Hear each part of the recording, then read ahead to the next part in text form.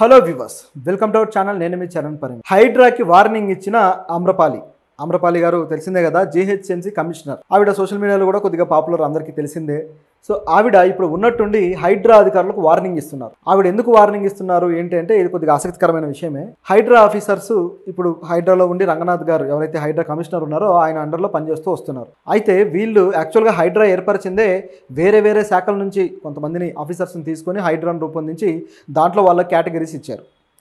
రంగనాథ్ గారు కూడా వేరే డిపార్ట్మెంట్లో చేస్తూ ఇప్పుడు హైడ్రా అనేది కొత్తగా ఒక డిపార్ట్మెంట్గా రూపొందించిన తర్వాత ఆయన దానికి కమిషనర్గా వచ్చారు. ఇది హైడ్రా రూపకల్పన. ఇప్పుడు హైడ్రాకి మరికొన్ని అధికారాలను కట్టబెడుతూ మరికొన్ని వింగ్స్ని ఏర్పాటు చేస్తూ వెళ్తున్నారు. మొన్న రీసెంట్గా మనం మాట్లాడుకున్నాం, హైడ్రాకి ఈ హౌసింగ్ ఏదైతే ఉందో హౌసింగ్ సంబంధించిన ఎన్ఓసీలు కూడా ఇచ్చే అధికారం, అంటే అక్కడ కట్టొచ్చా లేదా అనే దానికి సంబంధించి ఇక్కడ రిపోర్ట్ తీసుకోవాల్సిన అవసరం అయితే ఉంటుంది. సో ఇట్లాంటి అధికారాన్ని హైడ్రాకి ప్రభుత్వం ఇచ్చింది. దీంతోపాటు తర్వాత ఫిర్యాదులను స్వీకరించి వాటి మీద దర్యాప్తులు చేసే అధికారం కూడా ఈ హైడ్రాకి ఇవ్వబోతున్నారని చెప్పేసి వార్తలు వచ్చాయి. అంటే హైడ్రాకి ప్రస్తుతానికైతే ఒక ఎఫ్ఐఆర్లను స్వీకరించి ఎఫ్ఐఆర్లు నమోదు చేయగలిగే అధికారం ఉంటుంది. దాన్ని సంబంధిత సంస్థలకు బదిలీ చేస్తే వాళ్ళు దర్యాప్తు చేయడానికి స్కోప్ ఉండేటట్టుగా ఒక రూపొందిస్తూ ఉన్నారన్నమాట, ఒక ప్రణాళిక అయితే. ఇది జరుగుతూ ఉండగానే ఇప్పుడు ఉన్నట్టుండి హైడ్రాలో ఎవరైతే ఆఫీసర్లు పనిచేస్తూ వస్తున్నారో వీళ్ళ మీద ఆమ్రపాలి గారు కాస్త ఫైర్ అయ్యారు. ఎందుకంటే జీహెచ్ఎంసీ విజిలెన్స్ అధికారులు హైడ్రాలో పనిచేస్తూ వస్తున్నారు. జీహెచ్ఎంసీ నుంచి అనేక మంది ఆఫీసర్లను తీసుకొచ్చారు అనమాట. వీళ్ళు ఇప్పుడు హైడ్రాలో ఆల్రెడీ నడుస్తూ ఉంది, కానీ వీళ్ళ శాఖకు సంబంధించి ఏదైతే జీహెచ్ఎంసీ ఉందో దానికి జవాబుదారీగా లేకుండా అక్కడ వీళ్ళ కార్యకలాపాలు ఏవైతే ఉంటాయో ఆ కార్యకలాపాలని మొత్తానికి ఆపేసి పూర్తిగా ఇలా హైడ్రా యాక్టివిటీస్లోనే ఉన్నారు.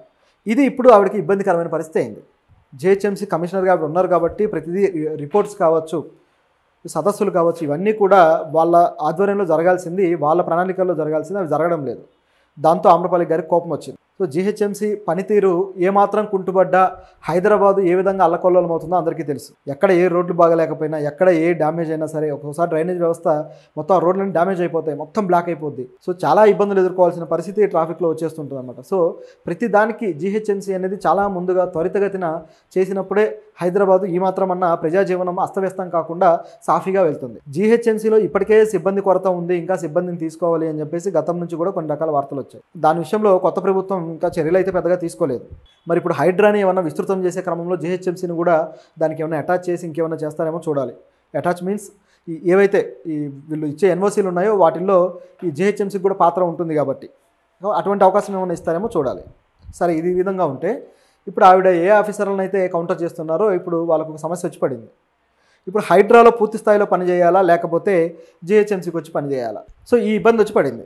సో దీంట్లో వీళ్ళకు ఏం చేశారంటే ఆమ్రపాలి గారు, ఎవరైతే మా డిపార్ట్మెంట్కు సంబంధించి సరైన నివేదికలు అందజేయకుండా ఈ విధంగా కేవలం హైడ్రాకి మాత్రం పరిమితమై ఉన్నారో వాళ్ళకు జీతాలు ఆపేయండి.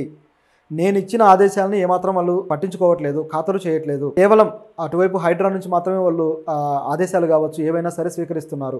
నా ఆదేశాలన్నీ పట్టించుకోకుండా ఇక్కడ ఏదైతే బాధ్యతలు ఉన్నాయో వీటిని సరిగా నిర్వర్తించట్లేదు, కాబట్టి వీళ్ళకు మీరు జీతాలు ఆపేయండి అని చెప్పేసి ప్రభుత్వానికి ఆవిడ విన్నపం చేస్తున్నారు. సో ఇది కొద్దిగా ప్రభుత్వ సంస్థలు, ప్రభుత్వ విభాగాల్లోనే ఇటువంటి కాన్ఫ్లిక్ట్ అనేది రావడం అనేది ఆశ్చర్యకరం. ఎప్పుడు ఈ తరహాలో రాదు. ఒక సంస్థ నుంచి మరో సంస్థకి ఇలాంటి ఆదేశాలు, వీళ్ళ జీతాలు ఆపేయండి అని లేకపోతే మరో రకంగా కోప్పడ్డాలు కానీ ఇటువంటివి జరగవు. పైనుంచి మంత్రులు కావచ్చు ఇలాంటి వాళ్ళు అన్ని శాఖల మీద కోప్పడుతుంటారో అది వేరు. కానీ సమాన స్థాయిలో ఉన్నవాళ్ళు, రెండు సమాన స్థాయి శాఖలు, రెండింటికి కూడా తగినన్ని హక్కులు ఉన్నాయి, తగినన్ని అధికారాలు ఉన్నాయి. కాబట్టి ఇది కొంచెం కాన్ఫ్లిక్ట్గా మారింది. దీన్ని త్వరగా ప్రభుత్వం పరిష్కరించబోతే ఇంకా పెరిగే అవకాశం ఉంది.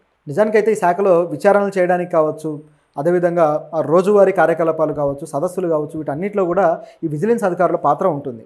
సో వీళ్ళ వైపు వెళ్ళడంతో ఇక్కడ స్థాయి సంఘం, ఎవరైతే స్థాయి సంఘం సభ్యులు ఉన్నారో వీళ్ళు, మీరు ఇలా వెళ్ళిపోతే మేము ఎట్లా జరగాలి అని చెప్పేసి ఆమ్రపాలి గారికి విన్నవించడం, సో ఆవిడ ఈ విధంగా రియాక్ట్ అవ్వడం జరిగిందనమాట. మరి ఇప్పుడు ప్రభుత్వం దృష్టికి దీన్ని తీసుకువెళ్ళి మరి ఎటువంటి చర్యలు తీసుకుంటారనేది చూడాలి. వీళ్ళకి తిరిగి ఆఫీసర్లను పంపించి అక్కడ వేరేగా కొత్త ఆఫీసర్లను ఏమన్నా తీసుకుంటారా? ఎందుకంటే సిబ్బంది కొరత ఉన్నప్పుడు ఆ సిబ్బందిని పెంచితే అక్కడ పని కూడా అంతే వేగంగా జరుగుతూ ఉంటుంది. ఇట్లా రెండు శాఖలకి విభాగాలు చేసి పడేస్తే ఇక్కడ పని కుంటుపడుతుంది, అక్కడ పని కుంటుపడుతుంది, మొత్తానికే అసలుకే మోసం వచ్చినట్టు డ్యామేజ్ జరుగుతుంది. అలా జరగకుండా ఉండటానికి రేవంత్ రెడ్డి గారు త్వరగా స్పందించి ఈ శాఖలకు సంబంధించిన కాన్ఫ్లిక్ట్ని అయితే సాల్వ్ చేయాల్సిన అవసరం ఉంది. ఎందుకంటే తర్వాత కూడా హైడ్రాకి ప్రత్యేక కార్యాలయాలు కూడా రూపొందిస్తారని చెప్పేసి చెప్తున్నారు. ప్రత్యేక కార్యాలయాలు రూపొందిస్తే అక్కడ ఇప్పుడు గెజిటెడ్ లెవెల్ ఆఫీసర్స్ కావచ్చు, నాన్ గెజిటెడ్ ఆఫీసర్స్ కావచ్చు, వీళ్ళ కేటగిరీకి సంబంధించి వేరే డిపార్ట్మెంట్స్ నుంచి తీయాల్సిన అవసరం ఉంటుందా అనే ప్రశ్న కూడా వస్తుంది. గెజిటెడ్ లెవెల్ ఆఫీసర్స్ అంటే ఒకవేళ ఆ లెవెల్ని బట్టి వాళ్ళని తీసుకునే అవకాశం ఉంది. కానీ నాన్ గెజిటెడ్ ఆఫీసర్స్ ఎవరైనా ఉంటే అంటే ఎంప్లాయ్మెంట్ అటువంటి దానికి మళ్ళీ కొత్తగా నోటిఫికేషన్లు ఇచ్చి ఆ శాఖకు సంబంధించి మరిన్ని ఉద్యోగాలు క్రియేట్ చేసే స్కోప్ కూడా ఉంది. అయితే ఇదంతా కూడా గత 2 వారాల క్రితం ఇటువంటి వాదనలు అయితే వచ్చాయి. కానీ ఇప్పుడు రేవంత్ రెడ్డి గారి ఐడియా మారిందేమో అని కూడా అనిపిస్తుంది. ఎందుకంటే ఈ హైడ్రా ఒకసారిగా చల్లబడిపోయింది, ఒకసారిగా చప్పబడి తన యాక్టివిటీస్ని కూడా కొద్దిగా మార్చుకున్నట్టుగా కనిపిస్తుంది. పూర్తి స్థాయిలో అలా తొక్కుకుంటూ పోవడం కాకుండా ఆచితూచి అడుగులు వేస్తూ పోతున్నట్టుగా హైడ్రా తీరు ఉందన్నమాట. ఈ మధ్యకాలంలో రంగనాథ్ గారి వ్యాఖ్యలకి రేవంత్ రెడ్డి గారి వ్యాఖ్యలకి మాత్రం సంబంధం కూడా లేకుండా పోయింది. వీళ్ళిద్దరూ అంత ఆపోజిట్గా మాట్లాడుతున్నారు. రేవంత్ రెడ్డి గారేమో మొత్తం కొట్టుకుంటూ పోతామని, రంగనాథ్ గారేమో లేదు మేము కొన్ని మాత్రమే కూలుస్తాము, కొన్ని మాత్రం ఆపుతాము నివాసాలు అది ఇది అని చెప్పి రకరకాలుగా వీళ్ళిద్దరి మధ్యనే ఇంత తేడా ఉంది అంటే వెనకాల ఏదో జరుగుతుంది, వెనకాల సంథింగ్ అని చెప్పేసి ఒక డౌట్ అయితే వస్తుంది. సో మరి చూడాలి హైడ్రా మరి ఏ విధంగా పనిచేస్తుంది. ఇప్పుడు ఆమ్రపాలి గారు ఏ విధంగా ఇప్పుడు దీంట్లో